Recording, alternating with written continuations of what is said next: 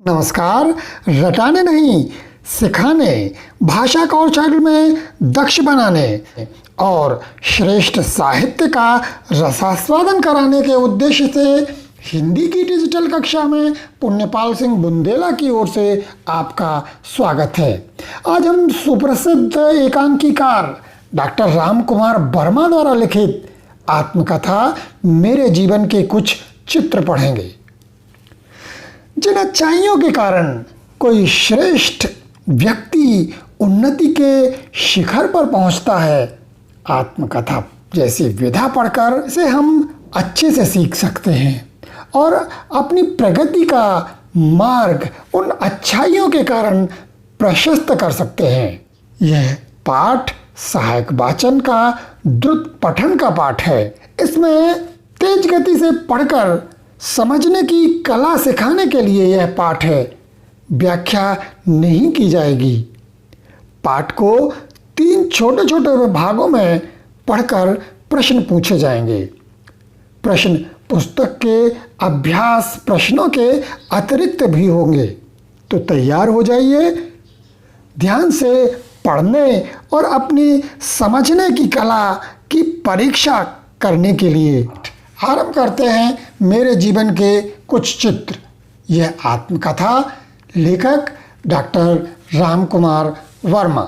जब मैं अपने जीवन के प्राचीन पृष्ठ उलटता हूँ तो सबसे प्रमुख पृष्ठ पर पूज्य माता जी का चित्र आता है, श्रीमती राजरानी देवी का, जिन्होंने मेरे जीवन की रूपरेखा अपने कलापूर्ण हाथों से खींची थी। वे संगीतज्ञ थीं और काव्य ज्ञान से पूर्ण। आज भी उनका संगीत स्वर मेरे कानों में गूंज जाता है। वे उषा काल में उठकर राग विहाग के स्वरों में भोर भयो जागो रघुनंदन तन्मयता से गाती थीं और हम लोग उठकर उन्हें घेर कर बैठ जाया करते थे। मुझसे भी वे गाने को कहती और ठीक गाने पर नाश्ते में एक जलेबी अधिक देने का पुरस्कार घोषित करती। वह मेरे जीवन का पहला पुरस्कार था, जो मेरे लिए देव पुरस्कार से भी अधिक मूल्यवान है।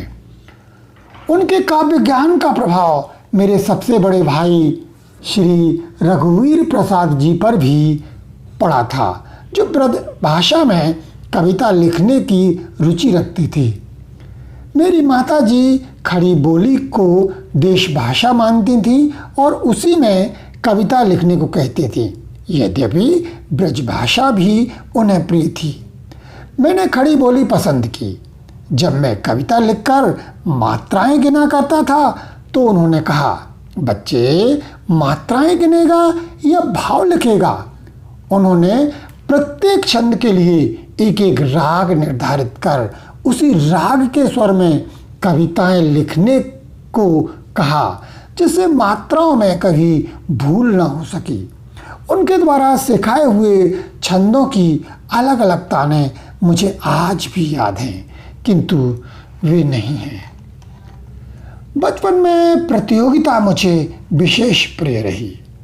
कुश्ती लड़ने में, नाटक में, अभिनय करने में और पढ़ने में मेरी विशेष रुचि रही। कुश्ती की प्रतियोगिता तो ऐसी थी कि नाग पंचमी के दिन अखाड़े में मैंने अपनी से दूनी जोड़ को साफ जमीन पर दे मारा और चित्त कर दिया। वे महाशय उस दिन फुल्लम अर्थात सर्व विजयी थे और अखाड़े में दोनों हाथों से सलाम करके बैठकों पर बैठ के लगा रहे थे। कहते थे, कोई रुस्तम आ जाए। मैं पिताजी के साथ तमाशा देख रहा था। मैं भी कुश्ती लड़ता था। पिताजी के सामने अपनी अवहेलना न देख सका। मैंने ललकार दिया, चला पट्टे, और अखाड़े की धूल से हाथ मलते हुए उससे हाथ मिलाया और बोल बजरंग कहकर भिड़ गया। 4 मिनट 17 सेकंड में मैंने उस पर सवार होकर उसे चित्त कर दिया। तालियों के बीच आकर शेरवानी और पुरस्कार लेकर उसी फुल्लम को दे दिया। तो अब इस अंश से संबंधित बोध प्रश्न। पहला प्रश्न, सबसे पहले डॉक्टर रामकुमार वर्मा को किन का स्मरण आता है? बिल्कुल सही कहा आपने, उन्हें उनकी माताजी श्रीमती राजरानी देवी का स्मरण आता है। वे कौन सा गीत गाती थी? यह भी उत्तर आपका सही है, भोर भयो जागो रघुनंदन। अगला प्रश्न, लेखक के जीवन का पहला पुरस्कार क्या था? जी हां, लेखक के जीवन का पहला पुरस्कार अच्छा गाने पर नाश्ते में मिली अतिरिक्त जलेबी थी। अगला प्रश्न, उनकी माताजी किस भाषा को देश भाषा मानती थीं? जी नहीं, ब्रजभाषा नहीं, वे खड़ी बोली को देश भाषा मानते थे। हाँ, पीछे वाले विद्यार्थियों ने सही बताया है। लेखक को क्या प्रिय था? क्या कहा आपने? जी नहीं, यह उत्तर अगले प्रश्न का है। लेखक को प्रतियोगिता प्रिय थी। जी हाँ, प्रतियोगिता जीवन में व्यक्ति को आगे बढ़ाने में बहुत महत्वपूर्ण भूमिका अदा करती है। अगला प्रश्न है, उनकी विशेष रुचि किन कार्यों में थी? जी, अब आपका उत्तर आएगा। उनकी विशेष रुचि कुश्ती लड़ने में, नाटक में, अभिनय करने में और पढ़ाई करने में थी। अगला प्रश्न, नागपंचमी को अखाड़े में क्या हुआ था? तो वह घटना तो आपको याद ही होगी कि एक पहलवान सर्वविजयी, जिसे फुल्लम कहा जाता है, बनकर अखाड़े में घूम रहा था। कोई उससे कुश्ती लड़ने के लिए तैयार नहीं था। रामकुमार वर्मा को यह सहन नहीं हुआ। वो स्वयं कुश्ती लड़ते थे और उससे कुश्ती लड़ी और 4 मिनट 17 सेकंड में उसे चित्त कर दिया। पुरस्कार मिला और जो शेरवानी मिली उसी फुल्लम को दे दी। तो ये इतना अंश था। अब आगे बढ़ते हैं अगले अंश की ओर और देखते हैं। बहुत अच्छा प्रदर्शन रहा आपका, ध्यान से आपने पढ़ा और सही उत्तर दिए। अब फिर से ही ध्यान से आपको पढ़ना है और उत्तर देना है। अभिनय में तो मैं श्री कृष्ण के अभिनय का विशेषज्ञ था। बांसुरी कई दिनों तक हाथ से न छूटी। कर्नलगंज में एक रोज अपने मकान के सामने बजा रहा था तो मेरे एक मित्र ने पिताजी से शिकायत कर दी कि तुम्हारे सपूत बाजार में बांसुरी बजाते फिरते हैं। तब से बांसुरी छूट गई। कृष्ण के अभिनय में मुझे बहुत से पुरस्कार मिले। यहाँ तक कि कृष्ण का अभिनय करने के लिए मुझे अपना स्कूल और शहर छोड़कर दूसरे स्कूलों में पाठ करने जाना पड़ता था। सिहोरा स्कूल के हेडमास्टर पंडित धनीराम पांडे तो मुझे कृष्ण जी कहकर ही पुकारा करते थे। कृष्ण के सिवाय 2 पाठ और खेले, एक तो शिवाजी में सूर्या जी का और परिवर्तन में श्यामलाल का। लेकिन वे पार्ट कुछ मुझे जचे नहीं। अंतिम अभिनय नरसिंहपुर में मराठा सरदार सूर्या जी का ही रहा। सोफिया में प्रेमाभिनय था। मेरी बड़ी बहन भी नाटक देखने गई थी। उन्होंने आकर मेरे प्रेमाभिनय पर मुझे बहुत बुरा भला कहा। मैंने कहा लो अब अभिनय ना करूँगा। उन्होंने कहा अपने श्री कृष्ण का करो ना। मैंने कहा अब मैं श्री कृष्ण से भी बहुत बड़ा हो गया, ख़त्म करो। क्या कहा? पीछे से किसी ने कहा कि उन्होंने यह क्यों कहा कि मैं कृष्ण से बड़ा हो गया। यह कहने के पीछे उनका उद्देश्य यह था कि वह छोटे बच्चों यानी बाल कृष्ण का अभिनय करते थे और उनकी रुचि अभिनय यानी अधिक उम्र के लोगों का अभिनय करने का था, इसीलिए उन्होंने ऐसा कहा है। पढ़ने में कभी पीछे नहीं रहा। आगे पढ़ते हैं। पढ़ने में कभी पीछे नहीं रहा। फेल होने का अनुभव मुझे कभी नहीं हुआ। सदैव डिवीज़न में पास हुआ। माताजी ने कहा था, राम कुमार, पढ़ने में पहले दर्जे का ध्यान रखना, जैसे अर्जुन ने चिड़िया के केवल आँख पर ध्यान रखा था। मैंने कहा, तो मुझे अर्जुन बनाना चाहती हो? उन्होंने कहा, कर्ण बनाऊं? और मेरे कान खींचे। जब मैंने एमए प्रथम श्रेणी में सर्वप्रथम स्थान पाकर पास किया, तब वे संसार से चली गई थी। उनका आदर्श पाकर भी जैसे मैं नहीं पा सका। अपनी सफलता का समारोह मैंने आंसुओं से मनाया था। कविता कैसे लिखी सुनिए। सिहोरा यानी जबलपुर के सब सिहोरा स्कूल में मेरे एक पंडित जी थे। उनका नाम था पंडित विश्वंभर प्रसाद जी गौतम विशारद। वे प्रयाग से प्रकाशित होने वाले पंडित रामजीलाल शर्मा के विद्यार्थी नामक मासिक पत्र में लिखा करते थे। अपनी कविताओं की नकल भी मुझसे कराते थे। घर पर माताजी का काव्य प्रेम और स्कूल में पंडित जी का विद्यार्थी। मैंने सोचा मैं भी कविता लिखूंगा। उस समय मैं मिडिल क्लास में पढ़ता था। परीक्षा सिर पर सवार थी। पढ़ने की रात दिन चिंता। मैंने अपनी कॉपी पर लिखा, ईश्वर मुझको पास कराओ अब। और फिर माताजी द्वारा दिए हुए नाश्ते की जलेबियों को याद करते हुए लिखा, और मिठाई खूब से पाओ तब। मैंने अपनी पंक्तियों में अब और तब इसलिए अंत में जोड़ा था कि मैं तुलसीदास जी की चौपाई का चोर ना कहूँ। और माताजी ने कहा, अब और तब काट दो। मैंने कहा, क्या कहती हो कि मैं तुलसीदास जी की चोरी करूं? उन्होंने हंसकर कहा था, छंद की चोरी चोरी नहीं होती, लेकिन अपना मन रखने के लिए मैंने अब और तब रहने दिया। अब इस अंश से संबंधित बोध प्रश्न। डॉक्टर रामकुमार वर्मा किसके अभिनय के विशेषज्ञ थे? आपका उत्तर बिल्कुल सही है, श्री कृष्ण के।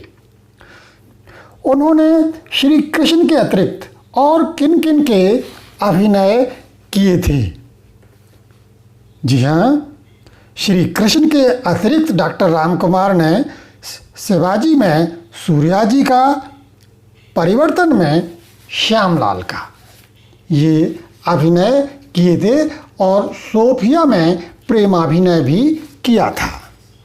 अगला प्रश्न, उन्होंने अभिनय करना क्यों बंद कर दिया था?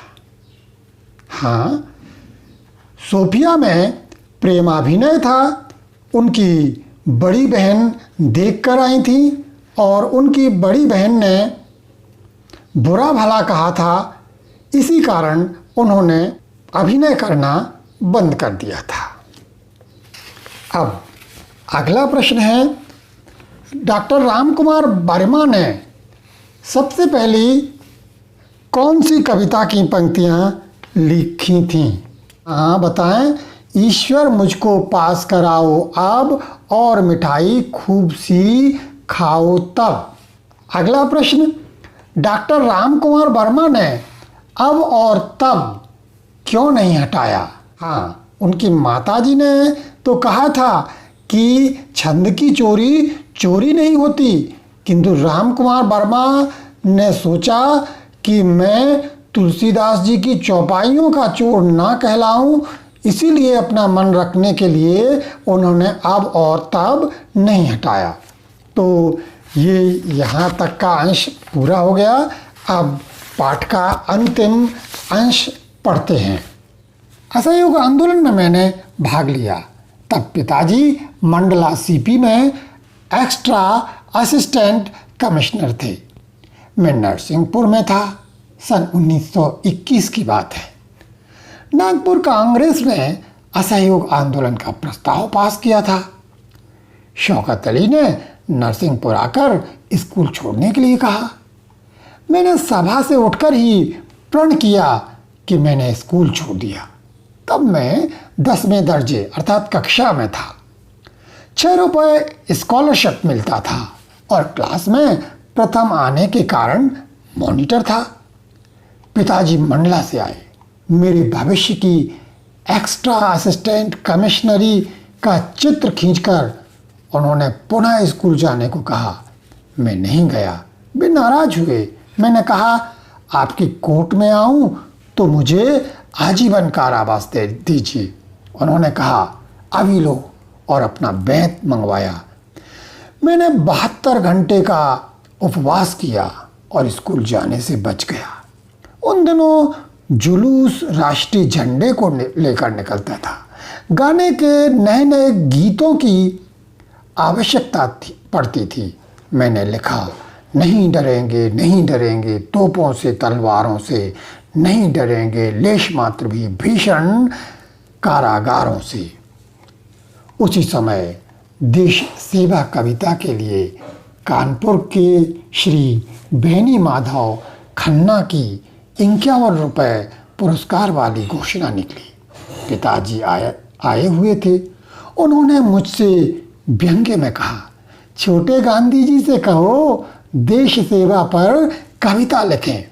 मैंने कहा, पिताजी की आज्ञा से लिखूंगा, सफलता मिले या ना मिले।